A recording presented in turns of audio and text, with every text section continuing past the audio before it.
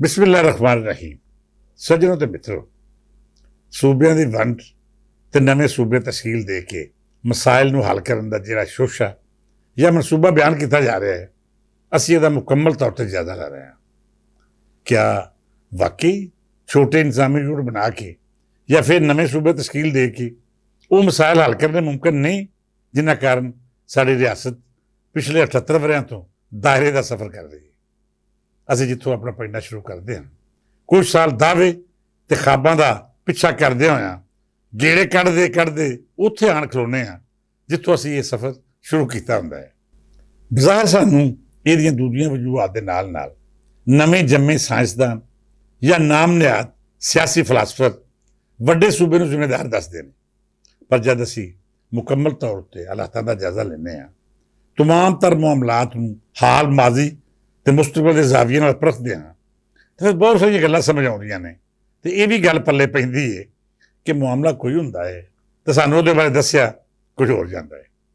ਕਿਉਂ ਜੀ? ਇਹ ਨਾਮ ਨਿਹਾਦ ਦਾਨਸ਼ਵਰ, ਸਿਆਸਤਦਾਨ ਜਾਂ ਫਿਰ ਫਿਕਰੀ ਸਾਇੰਸਦਾਨ ਹਰ ਮਸਲੇ ਜਾਂ ਮਾਮਲੇ ਨੂੰ ਆਪਣੇ ਮੁਫਾਦਾਂ ਦੇ ਜ਼ਾਵੀਏ ਨਾਲ ਵੇਖਣ ਦੇ ਆਦੀ ਨੇ।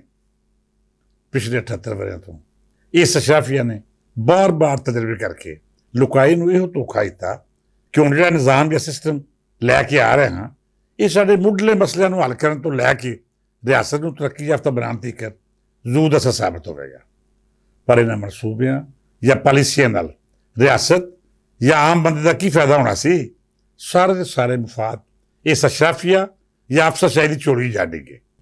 ਮਾੜਾ ਬੰਦਾ ਉੱਥੇ ਹੀ ਰੁਲਦਾ ਖੋਲਦਾ ਆਪਣੇ ਹਾਲਾਤਾਂ ਨਾਲ ਲੜਦਾ ਰਿਹਾ ਤੇ ਇਹ ਲੋਕ ਨਸਲ ਦਰ ਨਸਲ ਤਰੱਕੀ ਦੀਆਂ ਮੰਜ਼ਿਲਾਂ ਨੱਪਦੇ ਰਹੇ।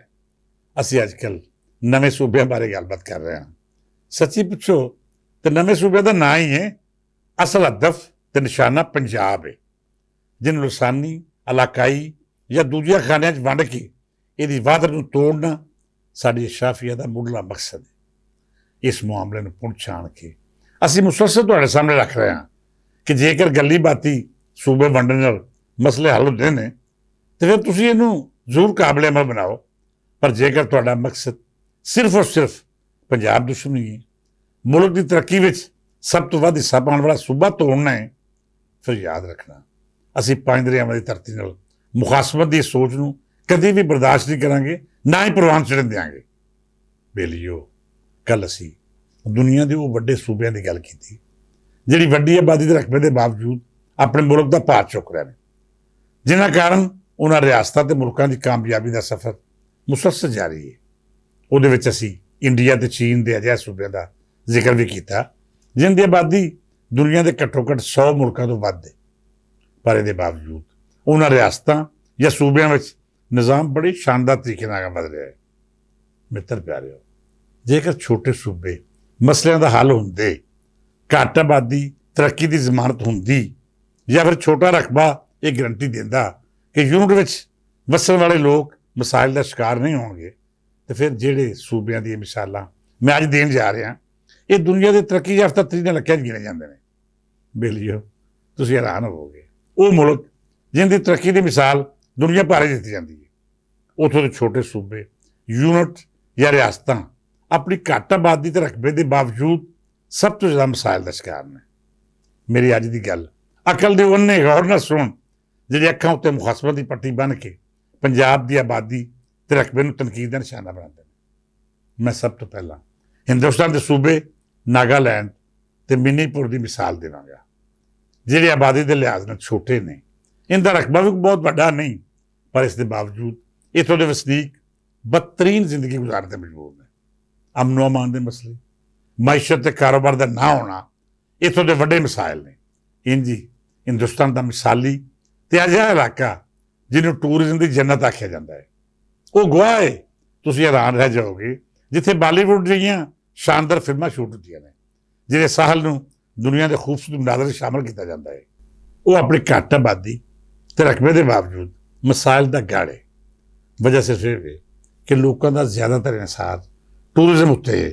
ਉੱਥੋਂ ਦੀ ਸਰਕਾਰ ਨੇ ਸਾਡੀਆਂ ਸਰਕਾਰਾਂ ਵਾਂਗੂ ਅਜਿਹੇ ਮਨਸੂਬੇ ਤਰਤੀਬ ਨਹੀਂ ਦਿੱਤੇ ਜਿਹੜੇ ਨੌਜਵਾਨਾਂ ਨੂੰ ਮੁਤਬਾਦਲ ਰੋਜ਼ਗਾਰ ਦੇ ਮੌਕੇ ਫਰਾਹਮ ਕਰਦੇ ਨੇ।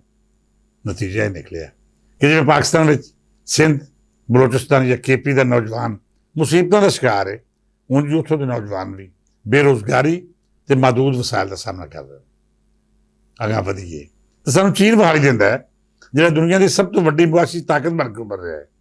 ਚੀਨ ਦਾ ਸੂਬਾ ਚੰਗਹਾਈ ਆਪਣੇ ਛੋਟੇ ਰਕਬੇ ਤੇ ਘੱਟ ਆਬਾਦੀ ਦੇ ਲਿਹਾਜ਼ ਨਾਲ ਮਿਸਾਲੀ ਪਛਾਣ ਰੱਖਦਾ ਹੈ, ਪਰ ਇਹਦੇ ਬਾਵਜੂਦ ਸਖਤ ਮੌਸਮ ਤੇ ਦੂਜੇ ਮਿਸਾਲ ਕਾਰਨ ਇੱਥੇ ਤਰੱਕੀ ਦੇ ਮੌਕੇ ਇੰਤਹਾਈ ਘੱਟ ਨੇ। ਇਹ ਸੂਬਾ ਬੀਜਿੰਗ ਜਾਂ ਸ਼ੰਘਾਈ ਦੇ ਮੁਕਾਬਲੇ ਵਿੱਚ ਕਾਰੋਬਾਰੀ ਜਾਂ ਦੂਜੇ ਹਵਾਲੇ ਨਾਲ ਬਹੁਤ ਪਿੱਛੇ ਹੈ।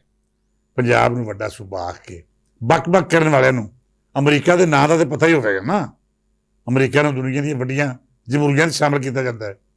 ਤੁਸੀਂ ਹੈਰਾਨ ਰਹਿ ਜਾਓਗੇ ਕਿ ਇੱਥੋਂ ਦੀ ਇੱਕ ਛੋਟੀ ਰਿਆਸਤ ਮਗਰਬੀ ਵਰਜੀਨਾ ਆਬਾਦੀ ਦੇ ਰਕਬੇ ਦੇ ਲਿਹਾਜ਼ ਨਾਲ ਬਹੁਤ ਮੁਕਤਸਰ ਹੈ, ਪਰ ਬੇਰੁਜ਼ਗਾਰੀ, ਗੁਰਬਤ ਦੀ ਸ਼ਰ੍ਹਾਂ ਤੇ ਕਾਰੋਬਾਰ ਦੇ ਮੌਕੇ ਨਾ ਹੋਣ ਕਾਰਨ ਇਹਨੂੰ ਅਮਰੀਕਾ ਦੇ ਬਦਤਰੀਨ ਇਲਾਕੇ ਸ਼ੁਮਾਰ ਕੀਤਾ ਜਾਂਦਾ ਹੈ। ਜਾਪਾਨ ਦਾ ਨਾਮ ਤੁਸੀਂ ਸੁਣਿਆ ਹੀ ਹੋਵੇਗਾ। ਇੱਥੋਂ ਦਾ ਜਜ਼ੀਰਾ ਕੋਚੀ ਇੱਕ ਛੋਟਾ ਸੂਬਾ ਹੈ।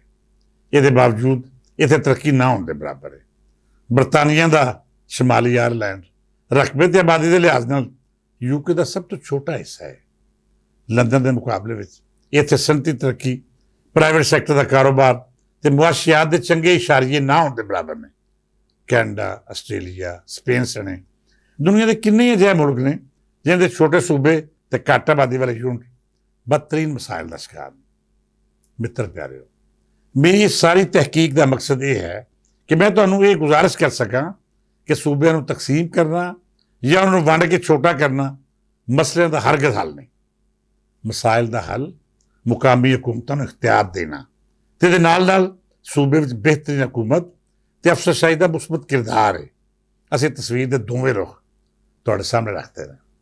ਵੱਡੀ ਆਬਾਦੀ ਤੇ ਵੱਡੇ ਰਕਬੇ ਵਾਲੇ ਖੁਸ਼ਹਾਲ ਸੂਬੇ ਵੀ ਵਿਖਾਤੇ ਨੇ ਤੇ ਘੱਟ ਤੇ ਮੁਕਤਸਰ ਆਬਾਦੀ ਵਾਲੇ ਯੂਨਿਟ ਵੀ ਸਾਹਮਣੇ ਲਿਆਂਦੇ ਨੇ, ਜਿੱਥੋਂ ਦੇ ਵਸਨੀਕ ਇੰਤਹਾਈ ਮੁਸ਼ਕਲਾਂ ਦਾ ਸਾਹਮਣਾ ਕਰ ਰਹੇ ਨੇ। ਹੁਣ ਫੈਸਲਾ ਤੁਸੀਂ ਆਪ ਕਰੋ। ਇਹਦੇ ਦੇ ਮਕਰੂ ਚਿਹਰੇ ਤੇ ਸਾਜ਼ਿਸ਼ਾਂ ਦਾ ਆਪ ਜ਼ਿਆਦਾ ਲਵੋ ਕਿ ਸਾਡੀ ਰਿਆਸਤ ਨੂੰ ਕਿਵੇਂ ਨੁਕਸਾਨ ਪਹੁੰਚਾ ਰਹੇ ਨੇ। ਕਿਸੇ ਥਾਵੇਂ ਸਾਨੂੰ ਲਹਿਜਿਆਂ ਦਾ ਨਾਂ ਬੋਲੀ ਰੱਖ ਕੇ ਵੰਡ ਰਹੇ ਨੇ ਤੇ ਕਿਸੇ ਥਾਵੇਂ ਪੰਜਾਬ ਦੇ ਖਿਲਾਫ ਸਾਜ਼ਿਸ਼ਾਂ ਕਰਨ ਵਾਲੇ ਇਹ ਬਦਬਖਤ, ਘਟੀਆ ਤੇ ਖਬੀਸ ਲੋਕ ਦੁਸ਼ਮਣ ਦੀਆਂ ਏਜੰਸੀਆਂ ਨਾਲ ਰਲ ਕੇ ਅਜਿਹੀਆਂ ਨਫ਼ਰਤਾਂ ਦੇ ਬੀਜ ਬੋ ਰਹੇ ਨੇ ਜਿਹੜੇ ਸਾਡੀ ਰਿਆਸਤ ਲਈ ਕਿਸੇ ਵੀ ਜ਼ਹਿਰੇ ਕਾਤਲ ਤੋਂ ਘੱਟ ਨਹੀਂ। ਇਸ ਹਿੱਸੇ ਨੂੰ ਹੋਰ ਅੱਗੇ ਵਧਾਵਾਂਗੇ ਤੇ ਦਲੀਲਾਂ ਰਾਹੀਂ ਇਹ ਸਾਬਤ ਕਰਾਂਗੇ ਕਿ ਸਾਜ਼ਿਸ਼ੀ ਟੋਲੇ ਨੇ ਪੰਜਾਬ ਦੇ ਖਿਲਾਫ ਜਿਹੜੀ ਤਹਿਰੀਕ ਸ਼ੁਰੂ ਕਰ ਰੱਖੀ ਹੈ, ਇਹ ਦਰ ਹਕੀਕਤ ਸਾਡੇ ਮੁਲਕ ਦੀ ਵਾਧਤ ਤੇ ਤਰੱਕੀ ਦੇ ਖਿਲਾਫ ਦੁਸ਼ਮਣ ਮੁਲਕਾਂ ਦੀ ਸਾਜ਼ਿਸ਼। ਅੱਜ ਲਈ ਨਹੀਂ, ਕੱਲ ਫੇਰ ਕਿਸੇ ਨਵੀਂ ਗੱਲ ਨਾਲ ਵਿਚਾਰ ਸਾਂਝੇ ਕਰਾਂਗੇ। ਅੱਜ ਲਈ ਇਜਾਜ਼ਤ ਦਿਓ। ਰੱਬ ਰਾਖਾ।